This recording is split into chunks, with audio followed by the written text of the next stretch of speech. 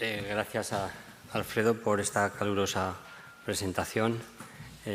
Estoy encantado de manifestar nuestra solidaridad con todos ustedes hoy, dándoles unas pinceladas sobre lo que hacemos y cuáles son varios de los temas centrales en la investigación sobre los fundamentos y la etiopatogenia de esta enfermedad y cómo con esas investigaciones aspiramos a desarrollar mejores tratamientos que alivien los síntomas y detengan la progresión. Investigar es, entre otras cosas, conocer las causas por las que enferma el cerebro, qué daño estructural aparece en el cerebro de los pacientes de esclerosis múltiple, y esto ya hace muchos años que se conoce. De hecho, los primeros hallazgos que hacen referencia a esta enfermedad pues ya tienen más de 100 años. Sin embargo, conocemos todavía mal muchos de los detalles moleculares y celulares que subyacen a la patología, y estos detalles son cruciales a la hora de desarrollar nuevos fármacos que tengan interés clínico. En el laboratorio lo que hacemos fundamentalmente es investigación básica. Somos neurobiólogos, un equipo interdisciplinar en el que también hay médicos, y colaboramos estrechamente con el doctor Antigüedad, realizando una investigación aplicada que tiene una proyección más aplicativa. Cuando miramos al cerebro al natural, después de una autopsia, pues tenemos una imagen como esta. Sin embargo, cuando miramos con técnicas mucho más sofisticadas y de reciente introducción, antes el doctor Antigüedad ha mencionado la resonancia magnética, podemos obtener imágenes del cerebro como estas, que tienen este aspecto tan artístico y que ponen de manifiesto la sustancia blanca del cerebro. Y la esclerosis múltiple es fundamentalmente, pero no exclusivamente, una enfermedad de la sustancia blanca. Es decir, que lo que se daña en el cerebro con la esclerosis múltiple es, de alguna manera, se deteriora esta imagen tan bella del mismo. Cuando miramos un poco más en detalle, y en este caso ya el cerebro patológico, nos encontramos que con las técnicas de imagen enseguida sabemos reconocer que aquí está pasando algo, y está pasando algo en la sustancia blanca. Hay daño estructural, son focos inflamatorios, todo eso ustedes están acostumbrados a escuchar.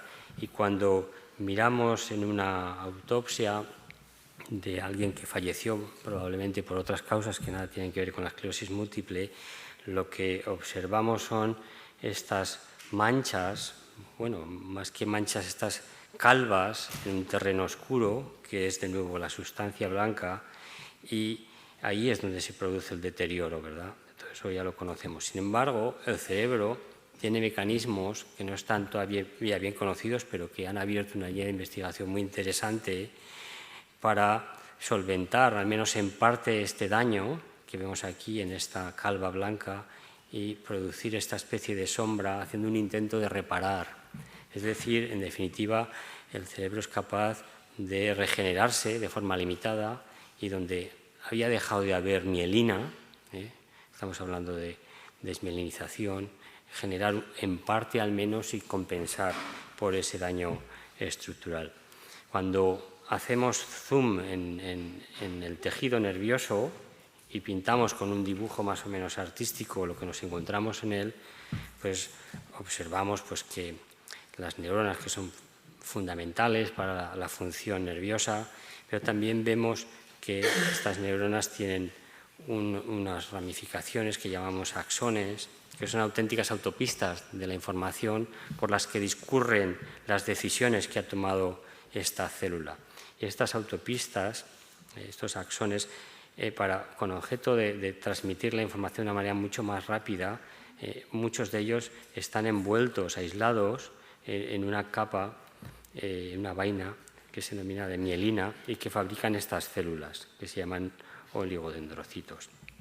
Lo que ocurre en la enfermedad es que esas vías, como ven aquí, esos axones, se deterioran en parte o inicialmente o a la vez porque la carretera, la autopista por la que pasa la información, las paredes empiezan a desmoronarse y eso hace que todo fluya de forma más lenta y eso produce pues, alteraciones sensitivas y de otro tipo, y motoras. Bien, nuestro foco de investigación consiste en estudiar sobre todo las células que generan la mielina, es decir, lo que hemos llamado oligodendrocitos, y en particular conocer qué sustancias son tóxicas para él, sustancias incluso que están dentro del propio cerebro. Luego mostraré un par de ejemplos muy sencillos, siempre utilizando un lenguaje coloquial, con objeto de que puedan comprender un poco la dimensión de lo que hacemos. Esos hallazgos utilizando células que se cultivan en una placa de plástico en el laboratorio, luego se tratan de ensayar y de validar en animales experimentales, muy importante en el laboratorio, y hay unos cuantos modelos que reproducen en buena parte los síntomas y también el daño estructural que subyace a la esclerosis múltiple. En última instancia, tenemos que validar todos esos hallazgos en células y en animales, en tejido nervioso humano, que normalmente viene de bancos de cerebros, pues tejido post-mortem, tenido en autopsias, pero también ocasionalmente en biopsias intraoperatorias, como las que se pueden hacer a la hora de extirpar un tumor. El tejido peritumoral a veces nos sirve para estudiar algunos aspectos de la biología de los oligodendrocitos humanos, que son muy importantes porque no son siempre idénticos a los de los animales que utilizamos. Y finalmente, también a través de los procedimientos legalmente establecidos, cuando ustedes donan parte de su sangre para investigación, a través del servicio de neurología, con el que mantenemos una colaboración, como se ha señalado antes, ya de 2 décadas prácticamente, tratamos de buscar huellas moleculares y también genéticas que nos permitan obtener información sobre la enfermedad. Todo eso adobado con una cocina muy especializada de técnicas de distinta índole. La investigación biomédica y en particular en esclerosis múltiple tiene una naturaleza multidisciplinar y es muy importante abordar a través de todos esos distintos puntos de vista los problemas dado su gran complejidad. Decía que estas son una de nuestras preparaciones favoritas en el laboratorio, los oligodendrocitos. Se los pueden imaginar como los fuegos artificiales en la Semana Grande, cuando miran al cielo. Aquí están decorados con sustancias fluorescentes. Las imágenes se captan con microscopios ya de última generación y se pueden estudiar qué les pasa cuando las exponemos a determinadas sustancias, como vemos en esta imagen, algunas de las cuales están dentro del propio cerebro, como son los neurotransmisores. Estos oligodendrocitos son muy sensibles y cuando se les sobreestimula con sustancias endógenas, como puede ser el transmisor glutámico, se sobreexcitan y mueren, como se puede ver aquí en rojo. Es decir, que la propia función normal, cuando se descontrola, esta sustancia, este transmisor puede actuar como un tóxico potente.